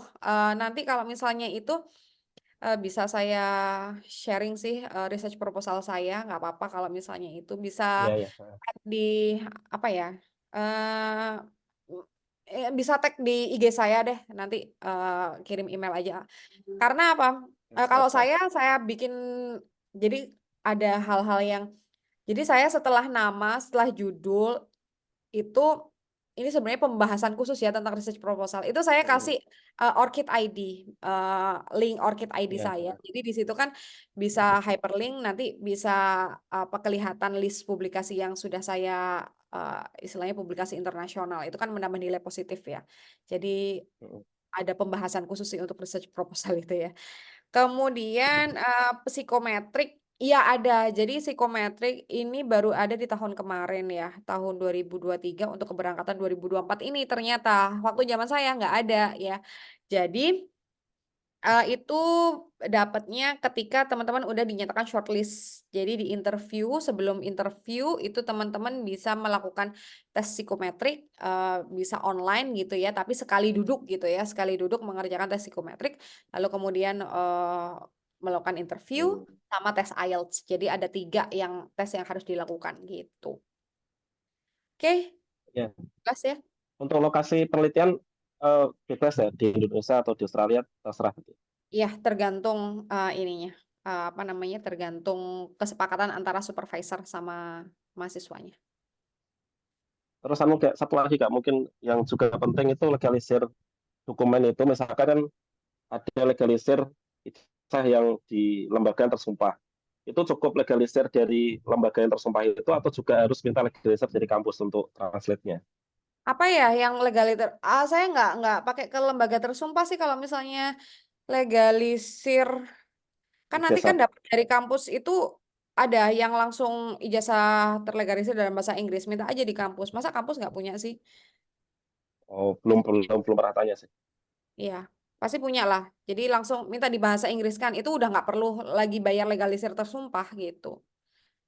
Oh, begitu ya. Coba nih saya konfirmasi dulu. Ya, terima kasih atas jawabannya, Bang Fi. Iya, sama-sama.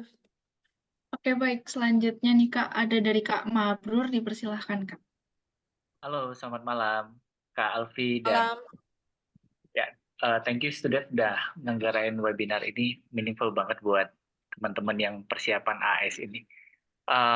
Saya berencana mau apply S3 Kak Alfi ke Aussie. Univnya belum tahu, tapi ya lagi belajar dan mempersiapkan, termasuk ikut kelas di Studef juga. Nah, mau nanya beberapa hal. Yang pertama, kalau tidak salah kan ada 3 jalur ya yang bisa kita tempuh. Salah satunya ada jalur yang orang-orang yang bekerja di pemerintah, jalur 3T sama yang umum ya di AS ya. Nah, itu aku masih bingungnya tuh dan penasaran pengen tahu apakah kalau kategori kerja pemerintah itu harus ASN-nya atau seperti apa? Karena selama 3 tahun ini aku juga di pemerintahan cuma sebagai konsultannya gitu. Jadi bukan termasuk yang pegawai tetapnya, tapi ikut membantu program-program Merdeka Belajar yang saat ini sedang digaungkan begitu. Nah, apakah itu bisa masuk kategori jalur pemerintah juga? Karena kan lumayan ya, IELTS-nya bisa lebih rendah gitu ya daripada yang umum gitu. Nah, yang kedua, untuk S3 itu apakah semuanya wajib 6,5 untuk seluruh ininya? Speaking, writing, kemudian ininya, atau boleh salah satunya berada di bawah atau seperti apa gitu. Terakhir aja, menarik sih info yang tentang bahwa anak dan keluarga sekolah di sana, ibunya kuliah gitu ya. Kalau pengalaman Kak Alfi, apakah anaknya juga sudah disiapkan bahasa Inggris sebelum kemudian dibawa ke sana? Karena kan otomatis mereka juga harus full English ya ketika belajar di sana. Sementara mohon izin nanti izin inbox di Instagram, pengen juga contoh di proposalnya Kak. Thank you, terima kasih. Oke, yang pertama saya jawab ya, ASN itu harus ASN, benar-benar yang memang pegawai negeri sipil. Even P3K aja nggak masuk, gitu. Jadi kalau tahun kemarin P3K bisa masuk, kalau sekarang nggak bisa. Jadi yang ASN. Terus untuk pendaftaran yang 6,5 itu overall, tapi apa namanya itu kalau bisa nggak ada band yang kurang dari 6. Kalau nggak salah ya syaratnya. Atau kalau coba baca lagi, jadi kalau misalnya dia sepertinya overall aja sih yang 6. Saya waktu itu 6 sih, karena waktu itu masih bisa 6 ya. Sekarang 6,5 ya. Jadi saya ada yang salah satu bandnya 5,5 waktu itu. Yang untuk saya daftar pertama kali. Tapi kan habis gitu waktu saya masuk shortlist, saya di tes IELTS lagi kan. Nah, itu alhamdulillah udah 6,5 dan nggak ada satu band score yang kurang dari 6 ya. Jadi seingat saya nggak pastinya overall 6,5 ya, tapi tidak semuanya harus band score-nya 6,5 gitu. Karena kan 6,5 misalnya kita dapat 6, 6,5, 6,5 itu overall-nya 6,5 kan. Nah, jadi itu nggak semuanya harus 6,5 gitu. Kemudian anak saya, oh iya, anak saya nggak bisa bahasa Inggris waktu dari Indonesia, tapi di sini sebulan langsung bisa. Karena emang anak itu kan cepet ya. Terus di SD-nya anak saya itu ada kelas bahasa internasional, jadi orang-orang yang dari internasional apa namanya dari luar Australia itu masuk ke kelas pengayaan bahasa itu. Jadi setiap seminggu itu sekitar satu hari ya seminggu gitu, per hari Rabu kalau nggak salah. Nah itu lumayan cepet bahasa Inggrisnya. Kadang ada istilah-istilah yang anak saya ngerti, saya nggak ngerti gitu. Karena dia slangnya Australia banget, udah Australia banget. Nah itu juga salah satu benefit untuk bawa anak sekolah di luar ya. Karena ketika kita balik ke Indonesia, maka kita punya tabungan bahasa Inggris nih. Kadang orang-orang yang sekolah di luar negeri, ketika balik ke Indonesia, bahasa Inggrisnya nggak kepake karena ya mau ngomong sama siapa, praktis sama siapa. Akhirnya bahasa Inggrisnya kan istilahnya the more you practice, the more you are able to speak in English well gitu ya. Nah, ketika kita bawa anak yang waktu pulang ke Indonesia gitu, anak kita bahasa Inggris, kita kan istilahnya ada tempat belajar bahasa Inggris ya. Malah kata teman-teman yang anaknya udah fluent banget bahasa Inggris karena udah bertahun-tahun di sini, itu malah bahasa Inggris kita yang dibenerin sama mereka gitu. Gitu sih. Ya. Kak, konfirmasi aja, mohon maaf Kak Alfi. Kalau yang ketika mendaftar itu, ada nggak sih case kayak beberapa calon awardee-nya misalnya IELTS-nya belum sampai, tapi karena misalnya proposalnya bagus, background-nya bagus, kemudian dia diloloskan tapi nanti diikutkan matrikulasi peningkatan bahasa gitu. Ada nggak case yang seperti itu ya, Kak? Nggak ada. Jadi teman-teman nggak boleh main-main sama persyaratan yang udah di state dari awal gitu ya. Jadi kalau mereka minta 6,5 ya nggak bisa tuh 6 daftar ya. Jadi karena kan yang daftar nggak 1-2 orang teman-teman. Jadi kan ribuan ya. Jadi untuk lolos di apa istilahnya dokumen aja itu kan harus bersaing sama ribuan orang ya. Untuk mempertaruhkan satu yang belum lolos bahasa ya nggak mungkin gitu kan. Jadi bahasa aja dibenerin dulu. Maksudnya harus semua syarat yang ada di AS itu harus terpenuhi gitu. Karena ketika mereka state berarti mereka profesional dengan apa yang sudah di state di awal gitu. Kalau requirement-nya ini ya udah penuhin dulu itu gitu. Thank you, Kak Alfi. Sama-sama, semangat-semangat. Oke, baik. Selanjutnya ada dari Kak Tri Yuniarti. Dan untuk teman-teman, pertanyaan di room chat Zoom kami sortir ya. Jadi untuk beberapa pertanyaan yang sekiranya sudah dijawab oleh teman-teman yang lain, nanti tidak akan kami sebutkan begitu. Oke, selanjutnya ada dari Kak Tri Yuniarti, dipersilahkan Kak. Halo, halo Kak. Halo. Halo. Oh iya dengar ya.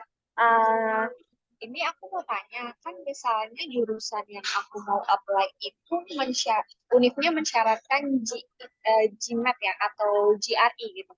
Nah, pas waktu kita apply itu, apakah kita emang harus punya sertifikat itu atau enggak ya? Sama plus kalau kebetulan akte saya itu tuh keselip gitu yang asli. Nah, saya cuma punya scanan yang dalam bentuk hitam putih, tapi saya udah pakai swarm translator. Itu apakah nggak masalah ya? Terima kasih. Oke.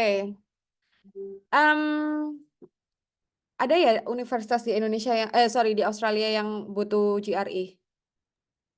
Kebetulan kalau GRE saya kurang ngerti ya, Pak. Cuma kalau yang GMAT itu kan karena kebetulan saya pengen ngambilnya MBA, itu ada beberapa unit yang emang mensyaratkan itu. Saya pernah baca sih unit yang salah satu yang pengen saya apply. Oh gitu. Oke, jadi kalau misalnya pendaftaran beasiswa sama pendaftaran univ itu kan beda ya. Jadi ketika belum dapat GMAT nggak apa-apa daftar beasiswa aja karena kan itu nggak disyaratkan di persyaratan beasiswa ya. Nanti ketika sudah dinyatakan lolos beasiswa baru dipenuhi persyaratan-persyaratan untuk mendaftar universitasnya begitu dan itu biasanya nanti semua dokumennya itu diserahkan ke AAS. Jadi AAS yang akan mendaftarkannya begitu. Kemudian scanan apakah boleh ya? Memang boleh ya, karena kan memang yang kita cantumkan tuh bukan yang asli kan kita bawa gitu ya. Apa nih bewokan ini nih? Apa nih bewokan? Ini apa? Aja. Jadi yang sorry, Waduh, ada berisik nih. Bisa di mute nggak ini? Oke. Jadi memang nggak apa-apa ya yang apa namanya kan sertifikat IELTS ya itu yang kita cantumin kan nanti juga yang even yang kita kirim pun juga yang scanan gitu ya yang bukan yang asli gitu tapi nggak tahu ya apakah ada tapi kan nanti kan bisa dicek di websitenya kan ada apa namanya nilainya asli. Ini maksudnya gimana ya? Scan-scanannya tuh scan-scanan fotokopian atau scan-scanan yang dari yang asli gitu? Jadi kan biasanya kalau scan itu kita bisa yang kalau ijazah itu kan warna gitu ya Kak ya. Maksudnya ada warnanya gitu. Sebenarnya akta asli itu kan ada kalau yang asli banget kalau di scan itu pun juga ada warnanya. Cuma di saya itu jadi kebacanya hitam putih semua kayak fotokopian doang. Tapi kemarin saya sempat pakai swarm translator gitu sih, translator gitu buat ngantisipasi hal itu gitu. Apakah oke apa enggak kalau saya pakai yang versi swarm translator ini? Ini yang ijazah ya? Ijazah atau apa? Bukan, yang akte kelahiran doang sih. Kan di situ Oh, akte disuruh kelahiran. nyantumin. Oh, alah, Oh, akte kelahiran iya, mah kalau nggak ijazah apa-apa ada kali. sih. Oh, Maksudnya iya itu udah. nggak, iya, maksudnya itu bukan yang krusial banget, nggak apa-apa. Oh, iya udah, oke. Makasih, thank you. Coba dibaca, coba teman-teman itu follow ininya, sorry, di IG itu ada, jadi kan memang Australia Award Indonesia itu nggak boleh punya IG ya teman-teman. Jadi memang IG-nya harus tersentral satu Australia Award. Cuman ada orang marketingnya AS gitu ya, AS di Indonesia gitu ya. Namanya itu Albi AI. Nanti teman-teman bisa follow. Di situ ada info-info semua tentang AS terupdate ya. Jadi boleh nggak pakai apa namanya itu apa Sword translator atau apa dokumen-dokumen yang perlu ditranslasi, apa dokumen yang nggak perlu, itu ada semua. Coba nanti teman-teman bisa follow itu. Sorry, aku namanya albi.aai ya. Jadi memang beliau adalah orang AAI ya, orang Australia Awards Indonesia yang memberikan info-info seputar AAS ya. Gitu. Aku chat aja. Mana ini chatnya?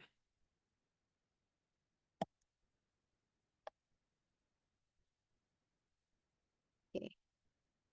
Oke, next. Oke, selanjutnya ada Kak Eria. Dipersilahkan, Kak. Selamat malam Kak Alfi, maaf nggak bisa on cam dulu. Saya mau tanya untuk beasiswa ini, apakah jurusannya harus linear dengan jurusan sebelumnya ya? Lalu kalau terkait yang tadi Kak Alfi bilang untuk bidang studinya itu sebetulnya bukan bidang studi tapi bisa apa kayak lingkungan studinya tadi ya, maaf saya tadi kurang jelas mendengarkannya. Nah, itu yang terkait dengan bisnis, terkait dengan finance management itu apa ya, Kak? Tadi saya lihat economic trade dan economic apakah itu terkait dengan jurusan ya seperti MBA atau finance seperti itu sih, Kak. Lalu masih ada lagi, kalau misalnya saya tidak punya banyak literatur akademik atau seperti menerbitkan jurnal, tapi pengalaman kerja dan volunteer saya banyak.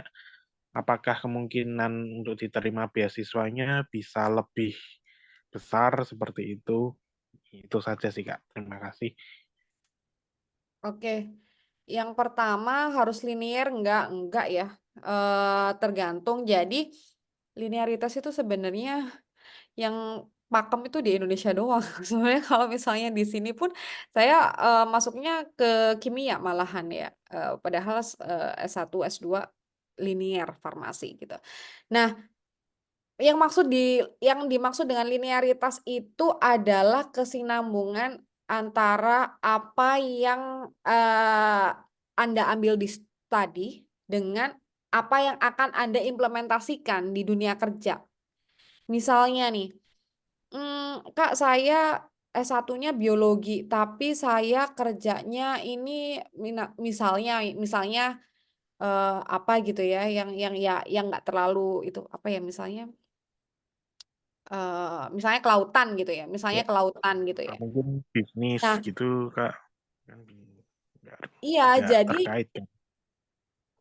maksudnya yang terkait itu adalah terkait dengan pekerjaannya gitu ya. Kenapa kok propose tadi ini? Cuman masalahnya kalau misalnya ambil S3 ya jangan terlalu jomplang gitu ya. Misalnya dari biologi ke bisnis. Nah, itu kan nggak ada kesinambungan ya karena kan kita kan melakukan research gitu ya. Research itu harus ada ilmu-ilmu basicnya gitu kan. Jadi walaupun istilahnya yang mau kita ambil itu adalah yang sesuai dengan bidang kerja kita, tapi kemudian tidak ada ilmu-ilmu ke belakang yang mendasari itu, ya itu akan berat untuk diterima gitu ya. Jadi linear itu nggak selalu harus pakem gitu, harus S1 farmasi, S2 farmasi, S3 farmasi, tapi harus ada kesinambungan gitu loh. Karena basic-basic ilmu yang didapat dari S1, S2 itu juga dibutuhkan untuk mendukung research kita di S3 ya.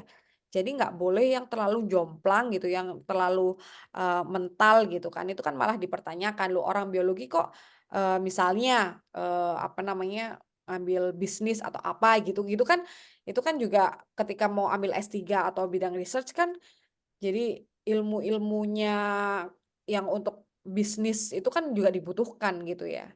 Itu sih. Kemudian, Sebentar Kak, maaf mau memotong memotong oke oke sebentar oke. saja. Saya itu kan S1 Computer Science. Nah, rencana S2 mau masuk di MBA atau jurusan bisnis gitu, itu bisa nggak ya? Itu kan nggak linear sebetulnya, Oke. tapi bisa dilinearkan sih, kayak Iya, iya, gitu. iya bisa sih. Bisa kalau kayak gitu bisa. Jadi harus ada benang merahnya gitu ya. Walaupun misalnya computer science ya. Lalu kemudian misalnya kerjanya sekarang di bidang bisnis apa gitu ya, pengembangan apa gitu ya. Nah, nanti basic-basic computer science-nya itu bisa digunakan untuk mendukung. Apalagi kalau mau ambil S2 kan berarti kan nggak perlu riset gitu kan. Itu tuh nggak apa-apa. Bisa Ya, aja asal Kak. tadi untuk menulis apa namanya ya, perannya atau ya propose studinya di esainya itu make sense gitu, masuk akal gitu ya. Kenapa kok ngambil ini gitu. Nah, itu yang juga harus dijelaskan ketika nanti masuk interview gitu ya. Kamu S1-nya ini, tapi S2-nya ini. Kenapa? Ketika alasannya itu make sense, ya diterima-terima aja gitu.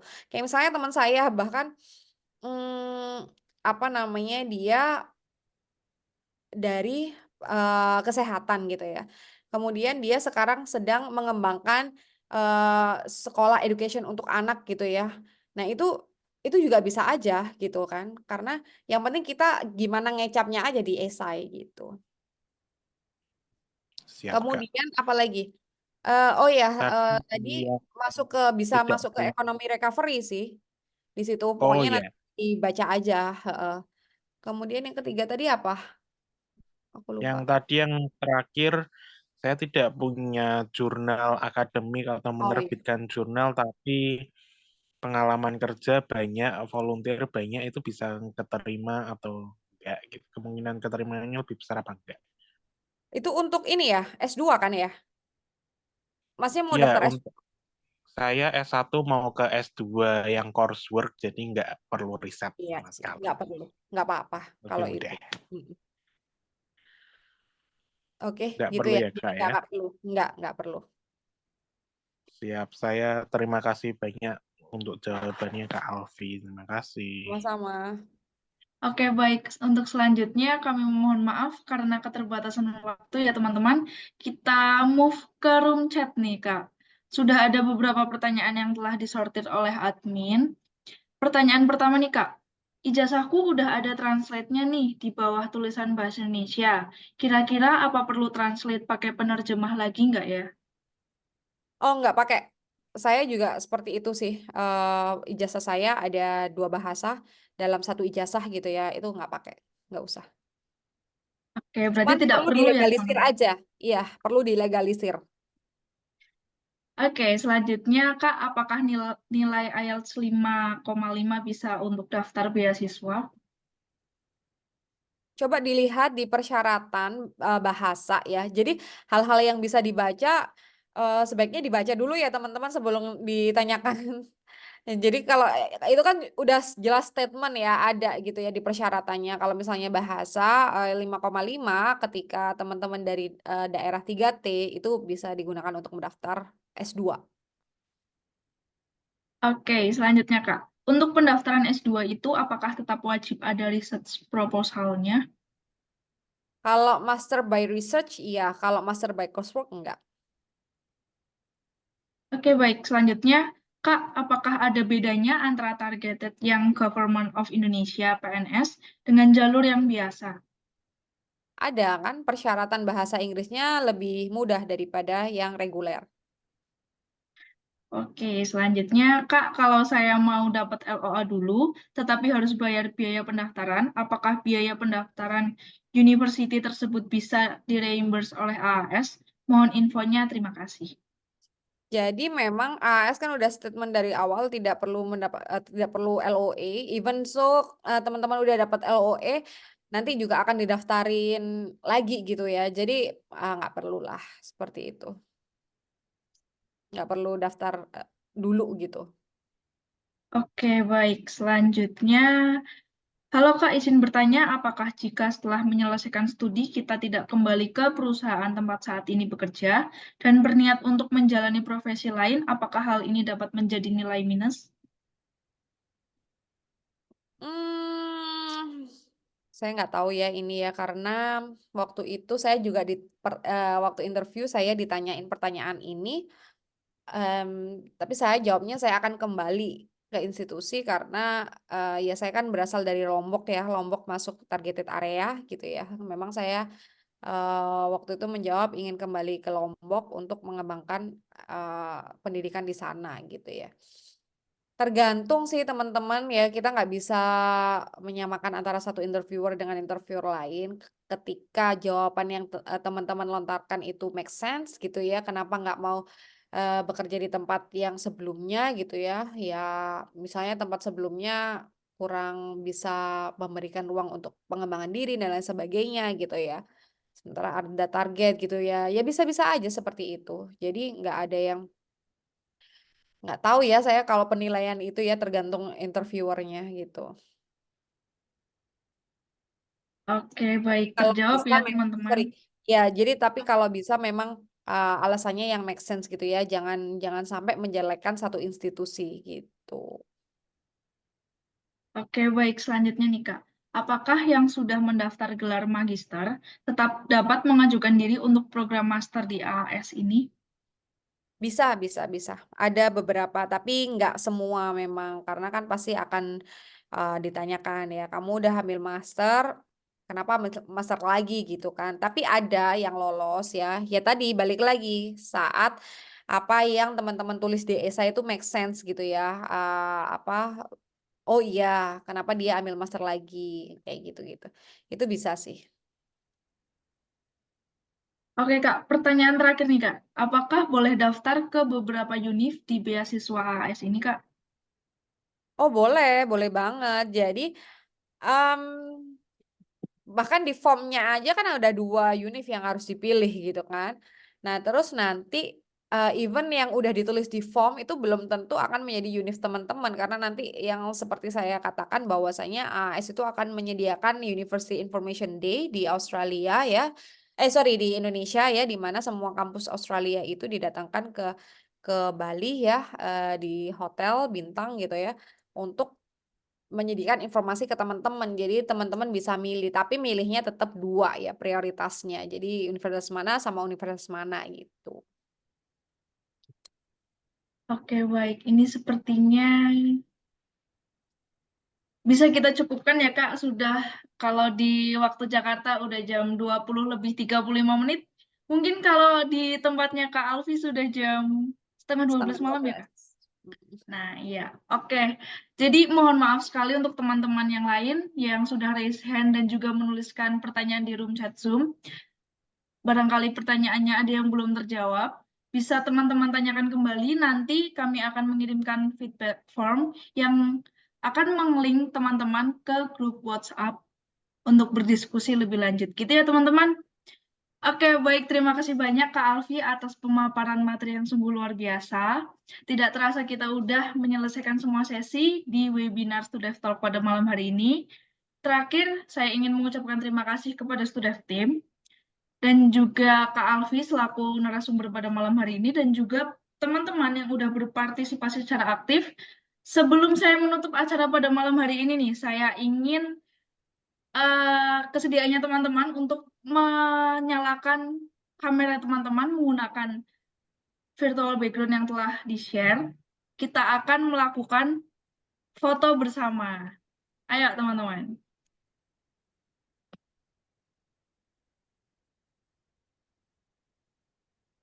Untuk admin apakah sudah siap screenshot layar nih.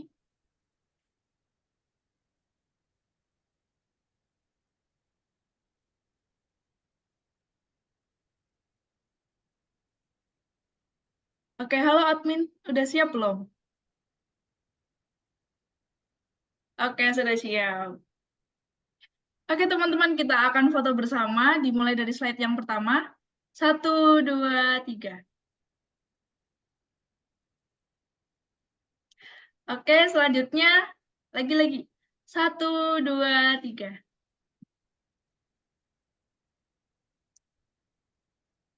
Oke, lagi. 1, 2, 3.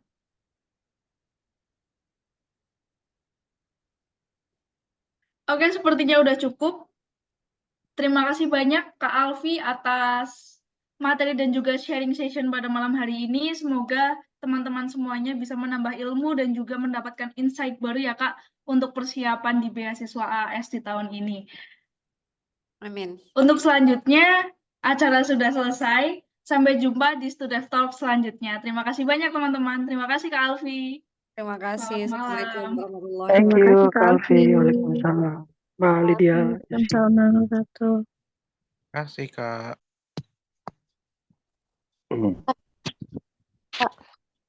See you. Thank you Kak Kak. Alfi. Gracias.